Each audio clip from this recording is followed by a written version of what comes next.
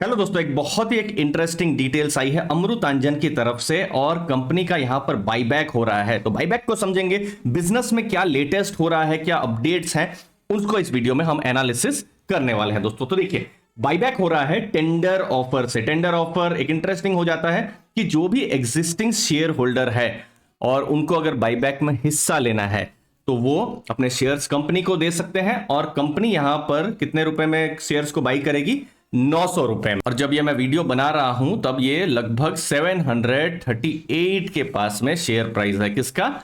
अमृतांजन का। That means 22% से ज्यादा का प्रीमियम है अभी फिलहाल, जब ये बाईबैक का अनाउंसमेंट हुआ है। कितना? लगभग 3.2 लाख शेयर कंपनी बाईबैक करेगी और बाईबैक होने वाला है 28.8 करोड़ का दोस्तों। तो ये कुछ इंपॉर्टेंट इंफॉर्मेशन रही। इनफैक्ट आप ये भी देख सकते हैं कि ये बाईबैक बहुत हद तक विप्रो बाईबैक जैसा ही है, जहां पर टेंडर ऑफर था, थोड़ा सा यहां पर प्रीमियम था, तो कुछ वैसा ही यहां पर भी होने वाला है। अब इंपॉर्टेंट डेट जो है, रिकॉर्ड डेट, वो है जुलाई 13 को, मतलब जुलाई 13 से पहले जिनके पास भी अमृतांजन के जो स्टॉक्स हैं वो इस बाईबैक में हिस्सा लेने के लिए एलिजिबल है। अब जब रिकॉर्ड डेट आ जाएगी तो हमको भी पता चल जाएगा कि कौन कौन से जो शेयर होल्डर है उनके पास अमृतांजन का शेयर था। तो उसके बाद हमको इंटाइटलमेंट पता चलेगा। जैसे आपको जस्ट एक एग्जांपल दे दूं, जैसे विप्रो का इंटाइटलमेंट लगभग 23-24% था जो स्मॉल शेयर होल्डर थे, और जनरल कैटेगरी के शेयर होल्डर के लिए कुछ 4.3% के आसपास में था। मतलब जनरली बाईबैक होता है तो ऐसा भी सोचा जा सकता है कि हम अगर 100 शेयर खरीद लें तो कंपनी पूरे 100 शेयर हमसे ले लेगी और हमको एक 22% का प्रीमियम मिल जाएगा। नहीं, ऐसा नहीं होता है। कुछ इंटाइटलमेंट होती है, क्योंकि बहुत सारे यहां पर शेयर्स होते हैं, तो वो हमको पता नहीं है। वो कब पता चलेगा? जब रिकॉर्ड डेट आ जाएगी, उसके बाद हमको इंटाइटलमेंट पता चलेगा। फिर एक बाईबैक की विंडो ओपन होगी, लगभग जैसे विप्रो के केस में हमने देखा था 22 से 30 तारीख के बीच में जो बाईबैक की विंडो एक ओपन हुई थी, जहां पर जो भी इंटरेस्टेड शेयर होल्डर थे अपने शेयर को वो टेंडर कर सकते थे, और नया भी करना चाहे तो भी कोई प्रॉब्लम नहीं होता है। और फिर उसके बाद में सेटलमेंट, पेमेंट, बाकी सब चीजें होगी दोस्तों। तो ये सब कुछ इंपॉर्टेंट चीजें बाईबैक से जुड़ी हुई रही। लेकिन हम जब डिटेल में देखते हैं तो बिजनेस को भी देखना है। पेन मैनेजमेंट में बहुत बड़ा बिजनेस है जब हम अमृतांजन की बात करते हैं, और इनफैक्ट इससे बहुत हद तक मैं अपने बचपन पर भी चला जाता हूं, जहां पर बिल्कुल थक कर आया करते थे, खेल कर आया करते थे। हमारी माता जी थी, वो फिर कुछ अमृतांजन का बाम लगा देंगे, थोड़ा सा अच्छा लगता था। सिमिलरली उनके प्रोडक्ट जो है कफ एंड कोल्ड में है, फिर बेवरेजेस में है, पीरियड केयर में है, पर्सनल हाइजीन में है। तो ये सब कुछ प्रोडक्ट्स अभी आप अमृतांजन के देख सकते हैं दोस्तों।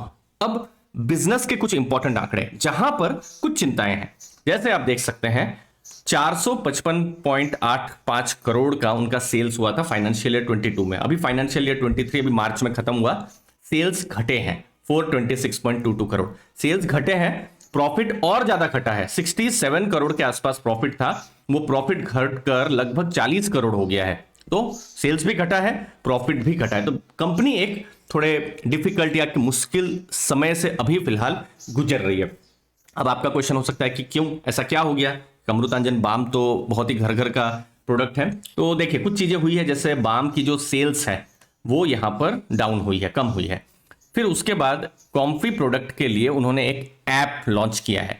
अब उसमें जो मार्जिन्स हैं वो यहां पर कम है। तो सेल्स उसके बढ़े हैं लेकिन उस बिजनेस के मार्जिन कम है। और चूंकि ऐप उन्होंने लॉन्च किया हुआ है तो जो फ्रीट कॉस्ट है वो भी थोड़ा हाई है कॉम्फी ऐप के लिए, तो उनके जो खर्चे हैं वो भी बढ़े हैं, और मार्जिन भी जो उस बिजनेस का है थोड़ा सा कम है कंपेयर टू जो बाम है। और बाम उनका एक मेन प्रोडक्ट आप मान सकते हैं, लेकिन उसकी सेल्स कम हुई है, तो वहां पर भी बिजनेस में इंपैक्ट पड़ा है। तो आने वाले टाइम में क्या एक ट्रिगर रहेगा देखने का कि जो बाम का जो सेल्स है वो बढ़ रहा है या नहीं, फिर से जो सेल्स जो है पटरी में आ रहा है कि नहीं, जो हमने पास्ट में देखा हुआ था दोस्तों। तो ये सब कुछ इंपॉर्टेंट चीजें हैं जो हमको ध्यान में रखनी है।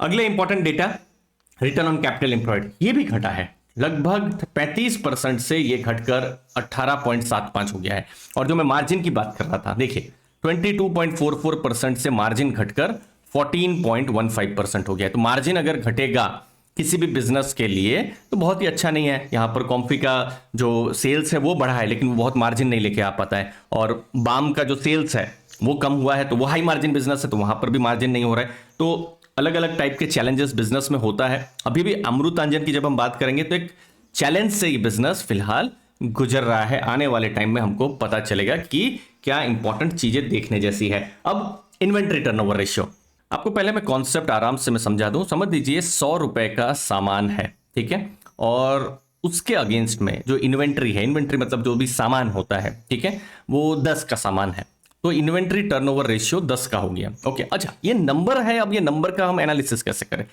सिमिलरली एक दूसरे केस में लेता हूं, 100 रुपया का आपके पास सामान है, या जो कंपनी है या फिर जो रिटेलर है उनके पास सामान है, लेकिन उनके पास इन्वेंट्री 10 नहीं है, 5 है। तो क्या हो गया, 100/5 मतलब 20 हो गया इन्वेंट्री टर्नओवर रेशियो। अब इन्वेंट्री टर्नओवर रेशियो ये बताता है कि जो भी आपके पास सामान है, माल है, जो इन्वेंट्री है, वो कितना जल्दी हट जाती है। अब जितना जल्दी हटे इसका मतलब क्या है, आपके पास इन्वेंट्री उतनी कम होनी चाहिए। दैट मीन्स इन्वेंट्री टर्नओवर ज्यादा होना चाहिए, ठीक है। तो अगर कोई 10 का है इन्वेंट्री टर्नओवर रेशियो, उससे अच्छा 20 है। अगर कोई 20 कहे और दूसरी जगह में कोई 25 कहे तो 25 ज्यादा अच्छा नंबर है, ठीक है। इसको आप आराम से समझ सकते हैं। तो देखिए इन्वेंट्री टर्नओवर रेशियो यहां पर कम हुआ है, 18.68 से घटकर 13.85 हुआ है। तो हमने देखा है एक दो चीजें अगर गड़बड़ हो जाती है तो बिजनेस में बाकी सब चीजें भी इंपैक्ट हो जाती है। सेल्स, मार्जिन्स, प्रॉफिट्स, ये सब गिरे तो बाकी भी जो फंडामेंटल नंबर्स हैं उन पर भी इंपैक्ट आना शुरू हो गया है। फिलहाल आने वाले क्वार्टर में हमको देखना है कि कंपनी का जो डिस्ट्रीब्यूशन है वो कैसे वो एक्सपांशन कर रही है, ग्लोबल वो दूसरे देशों में भी अपना ग्रो कर रही है। ई कॉमर्स में उन्होंने ऐप जारी किया, ई कॉमर्स में किस हिसाब से ग्रोथ हो रहा है। और चूंकि मार्जिन्स को अगर बचाना है तो अपने जो खर्चे हैं उनको भी रिड्यूस करना होगा, तो वहां पर भी कंपनी का फोकस है। तो बहुत सारी चीजों पर कंपनी का फोकस तो है, बट आने वाले नंबर्स पे हमको पता चलेगा कि किस हिसाब से बिजनेस ग्रोथ हो रहा है। बट अभी आप इमीडिएट अगर आप देखेंगे तो बाईबैक हो रहा है। बाईबैक जनरली एक पॉजिटिव सिग्नल जरूर एक सेंड करता है कि हाँ कंपनी के पास कैश है और वो अपने शेयर होल्डर्स के साथ बाईबैक के जरिए शेयर करना चाहती है। आप अपने व्यूज जरूर बताइएगा कमेंट सेक्शन में। मुझे उम्मीद है आपको वैल्यू मिली होगी। आपके समय के लिए बहुत बहुत धन्यवाद। थैंक यू दोस्तों।